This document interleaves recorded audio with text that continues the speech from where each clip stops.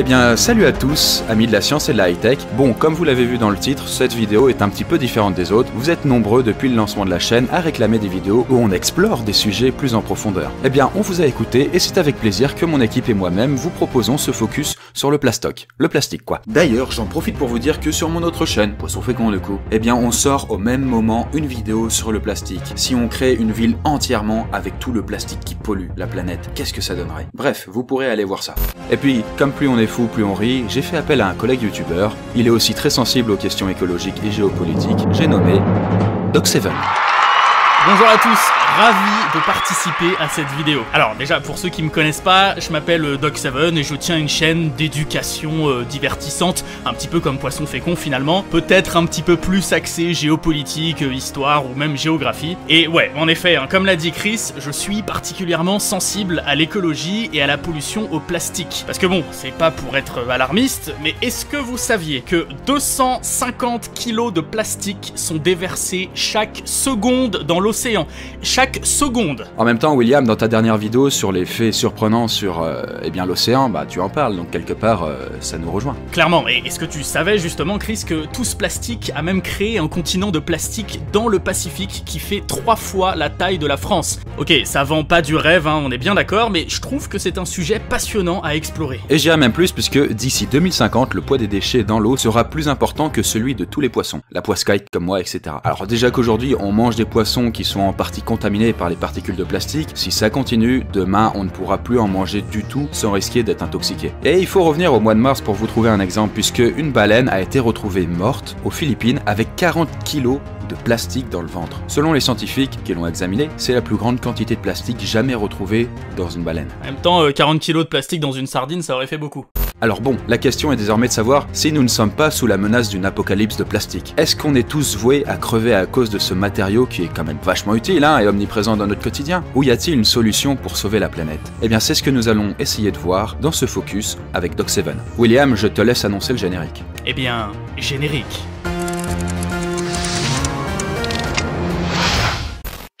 Ah, le plastique. Depuis sa découverte par les frères Yacht il y a 150 ans, c'est devenu un matériau incontournable. Absolument incontournable. On le trouve absolument partout, que ce soit pour emballer la nourriture, pour fabriquer l'ordi ou le smartphone avec lequel vous regardez cette vidéo, ou même dans vos vêtements. Et pour faire court, plus on en consomme, plus on pollue d'homme nature. Et bien souvent, ce sont les animaux qui en sont victimes. Et l'une des histoires les plus connues est celle de la tortue dans le golfe du Mexique. William, j'arrive pas à la dire, tu le dis? Des océanographes. Effectivement, c'est ça. De l'université du Texas ont secouru une tortue il y a 4 ans. Et en la sortant de l'eau, ils se sont aperçus qu'elle avait une paille enfoncée de 10 cm dans une narine. Bon, je t'épargne les images, ce n'est vraiment pas facile à voir tant la pauvre tortue semblait souffrir quand ils l'ont secourue. Et pourtant, c'est pas faute d'avoir prévenu les gens. Ça fait des années que les scientifiques mettent en garde contre une utilisation intensive du plastique. D'ailleurs, ça fait quasiment 20 ans que l'on sait que le continent de plastique existe. Sauf que comme souvent, on s'inquiète de la situation un petit peu tardivement. Après, c'est pas partout pareil, hein, évidemment. En Europe, on voit bien qu'il y a un souci avec le plastique. Mais si on se met à la place de pays en pleine croissance, comme la Chine, l'Inde ou le Brésil, bah eux, c'est vraiment le cadet de leur souci, le plastique. Mais pour remédier à ça, justement, l'Organisation des Nations Unies, que vous connaissez sans doute sous l'acronyme ONU, a lancé un plan de lutte contre le plastique. Après, l'ONU, on la connaît surtout pour son célèbre Conseil de sécurité. Bref, parmi toutes ces missions, l'ONU s'intéresse de près aux questions environnementales. Et pour revenir au plastique, l'organisation a lancé il y a 2 ans l'opération Océan Propre, afin que les océans ne soient plus infectés par nos déchets plastiques. Comme je dis toujours, Christophe Colomb a découvert l'Amérique, et moi, j'ai découvert en plastique. Sauf que, malheureusement, on est loin d'un accord mondial pour arrêter le plastique. Malgré les tentatives des organisations internationales, et même des ONG genre WWF avec son traité contre le plastique, c'est un petit peu chacun pour soi. Rien à foutre de la pollution des océans tant qu'on peut gagner de l'argent et développer son pays. D'ailleurs, on va beaucoup parler de la pollution des océans aujourd'hui parce que c'est au cœur de l'actu. Et en plus, c'est assez impressionnant visuellement. Ça me fait penser... T'as vu cette vidéo de la femme qui a surfé sur une mer de plastique aux Maldives? Ah oui, la Hawaïenne Alison Till, c'est ça William? Oui, et bien sûr, je parlais d'elle, tout à fait. Eh bien, imaginez que vous êtes sur une île paradisiaque. À tout hasard, les Maldives. C'est luxuriant, il fait beau, il fait chaud. Et bam, la plage se transforme en une vraie décharge à ciel ouvert. Que c'est bon. Ça donne envie. Et en même temps, vous pouvez même pas vous baigner sans qu'une bouteille en plastique ne vienne vous chatouiller les pieds. Bon, c'est digne d'un scénario catastrophe. Mais c'est la sombre réalité qu'a découvert la surfeuse lors de son périple aux Maldives justement.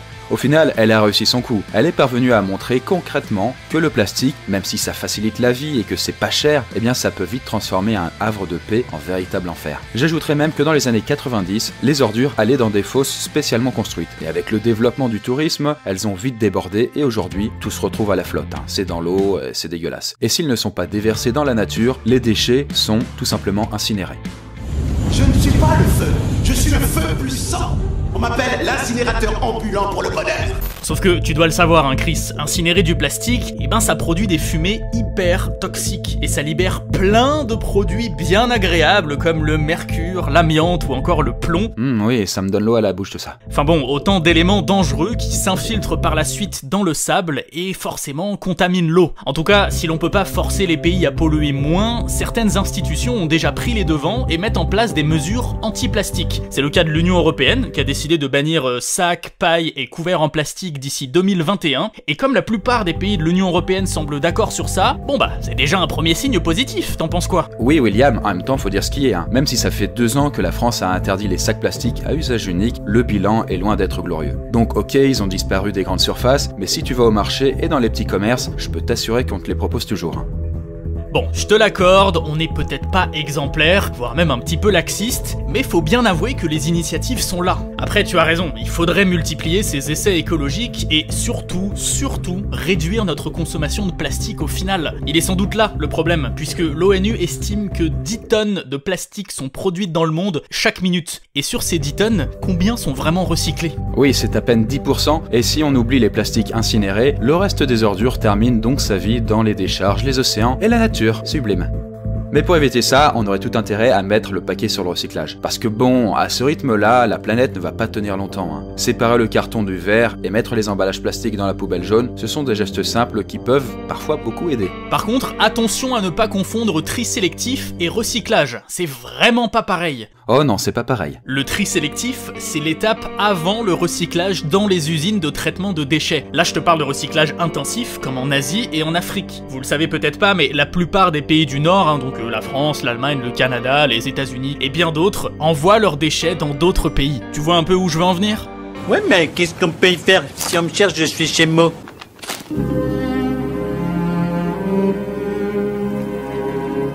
Ouais, je vois où tu veux en venir, William. Si ce qu'on appelle la poubelle du monde fermait ses portes, ce serait un gros souci pour tout le monde. D'ailleurs, il faut savoir que pendant pas mal d'années, la Chine achetait plus de la moitié des déchets des pays développés pour les transformer en d'autres produits. Sauf qu'être considéré comme la poubelle du monde, ça n'est pas très glorieux. Du coup, les Chinois ont été très clairs l'an dernier, gardez vos déchets plastiques pour vous, on n'en veut plus. Je pourrais le faire avec l'accent, mais ce serait peut-être un peu déplacé. Ouais, ce serait un petit peu déplacé. Bon, et comme il n'y a pas beaucoup d'efforts niveau recyclage dans la plupart des pays du monde, eh ben c'est un petit peu la merde. Heureusement, à la place, on a trouvé d'autres pays pour accueillir nos déchets en Asie du Sud-Est.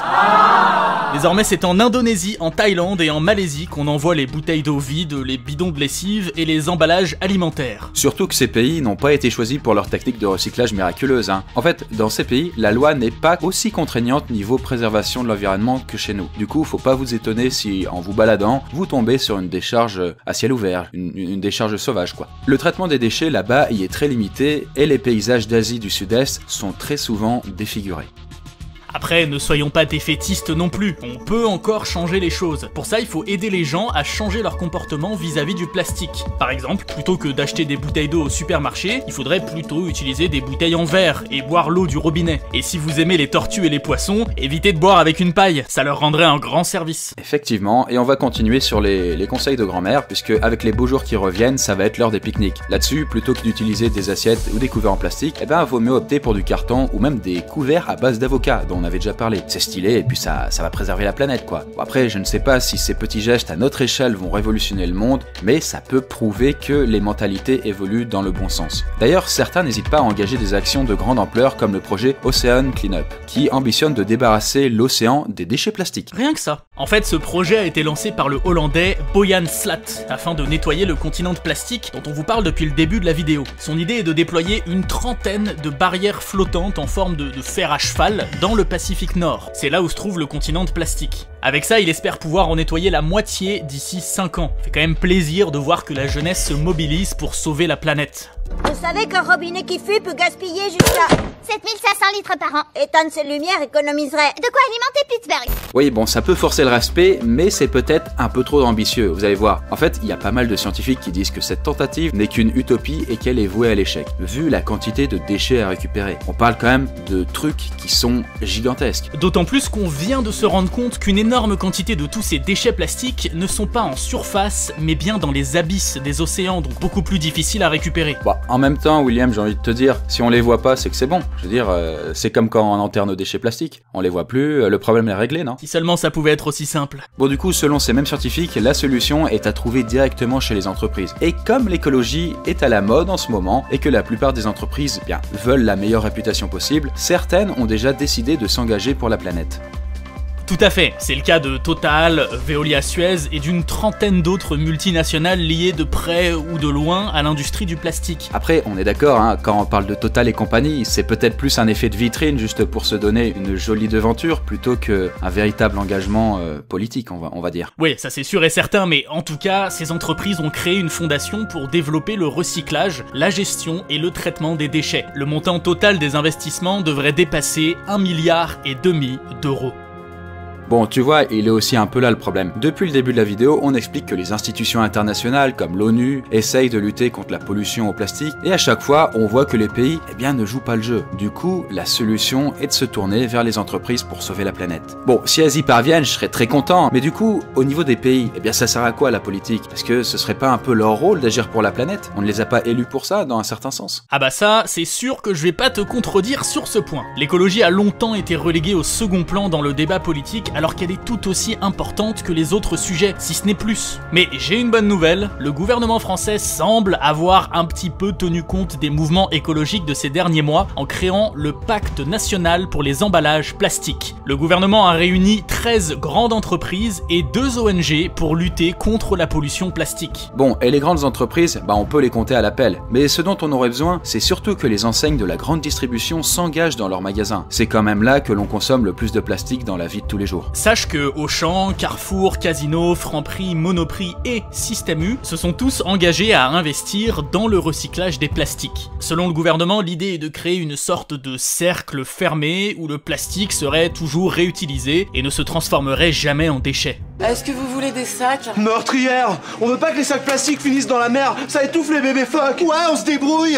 Ouais, bah on va pouvoir peut-être attendre encore quelques années, puisque d'après ce fameux pacte, le recyclage à 100% des déchets plastiques par ces entreprises ne se fera pas avant 2025. Et puis avec un peu de malchance, ça prendra du retard et on continuera d'utiliser du plastique comme aujourd'hui. Par ailleurs, le plastoc n'est pas comme le papier ou le métal qui peut être recyclé plusieurs fois. Dans le processus de recyclage du plastique, la qualité se dégrade et au bout d'un moment, eh bien, il est inutilisable. Et en général, ça peut d'ailleurs arriver au bout de seulement quelques cycles. Sans compter que tous les plastiques ne se recyclent pas encore.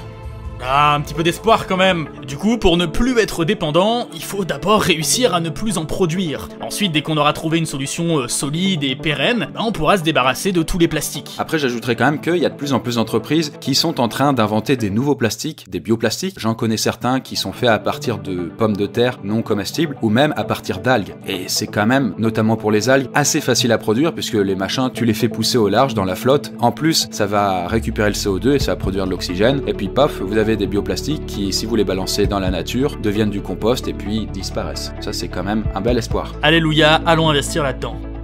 Bon, du coup, finalement, William, l'apocalypse du plastique, c'est peut-être pas pour demain si on agit dès aujourd'hui. On pourrait même l'éviter totalement si on arrive à se détacher du plastique. Ou alors, du coup, à trouver un autre type de plastique, comme on l'a dit, bien sûr. Bon, pour cela, il faut quand même continuer à expliquer pourquoi ce matériau n'est pas une solution viable. Quand on parle, bien sûr, du plastique qui vient du pétrole. Après, il faut pas non plus culpabiliser, puisque c'est très difficile d'y échapper au quotidien. L'idéal serait que chacun, individuellement, essaye de remplacer de plus en plus les produits plastiques par des matières plus durables. Par exemple, essayez d'emmener une bouteille en verre ou une gourde la prochaine fois que vous partez en voyage, ça vous évitera d'acheter une bouteille en plastique. Quand vous faites vos courses par exemple, essayez d'acheter en vrac et utilisez des sacs en tissu ou des tupperwares. De toute façon, les alternatives sont de plus en plus nombreuses et tous ces petits gestes simples ne peuvent que faire avancer les choses. Évidemment, ça chamboule un petit peu les habitudes de vie, mais franchement, c'est juste quelque chose à prendre. Entre nous, ça vaudrait peut-être pas le coup d'essayer ? Je suis d'accord William, c'est peut-être mieux d'être optimiste plutôt que voir le verre à moitié vide. Après c'est un verre rempli de plastique là, donc je ne sais pas si on peut vraiment boire dedans. En tout cas, merci beaucoup William d'avoir répondu présent pour ce focus. Je rappelle bien entendu que du coup tu as une chaîne YouTube si vous ne la connaissez pas, mais ça me semblerait hautement improbable, surtout par rapport au nombre d'abonnés de l'Astrolabe. Mais en tout cas, pour ceux qui l'ignorent, eh bien faut savoir que William, c'est toi qui m'avais aidé au tout début quand je suis parti vivre à Grenoble, qui m'a aidé du coup dans mon déménagement. Oui, d'ailleurs t'en parles dans ton dernier EDK je crois. En tout cas, merci à toi de m'avoir invité, ça m'a vraiment fait plaisir. C'est un sujet très important qui me tient beaucoup à cœur, donc je suis ravi d'avoir pu en parler avec toi aux abonnés de l'Astrolabe. J'espère en tout cas que ce petit avatar que tu te trimbales quand tu parles aussi te fait plaisir. On espère aussi que ce sujet vous aura intéressé et au moins que vous avez appris quelques petites choses. Ça nous a tenu à cœur, à Doc7 comme à moi, tout comme le reste de l'équipe. Donc n'hésitez pas à nous donner vos impressions en commentaire, nous dire les idées que vous pourriez avoir peut-être pour d'autres focus et évidemment nous retrouver sur Twitter. William, du coup, eh bien merci encore et sur ce, eh bien nous on se retrouve dans une prochaine vidéo. Salut Internet.